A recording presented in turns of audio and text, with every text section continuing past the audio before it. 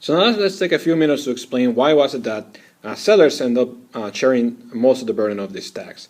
As you know, we said in the previous video that the tax in this market is $2, and buyers actually pay 40 cents out of that tax, which is the difference between this area right here, and sellers ends up paying $1.60 out of the tax, which is the area right here.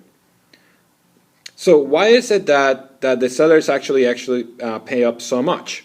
Well, as we talk about in class, it has to do with the elasticities. So the steeper the curve is, the more inelastic that side of the market is.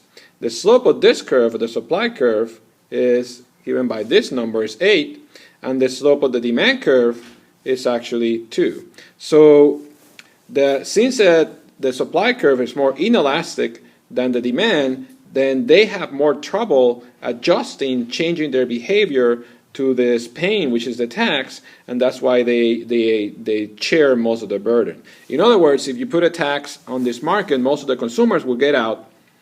That would change the price dramatically, and the sellers will actually end up paying for most of it, regardless of who sent the tax to the government.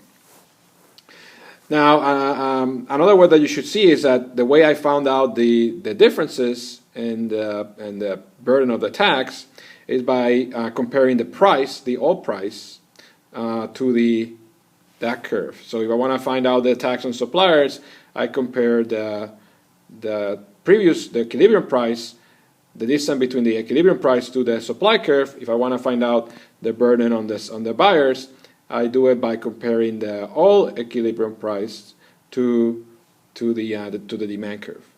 Okay. So that's the reason the more inelastic side of the market is going to be the side of the market sharing most of the burden of the tax.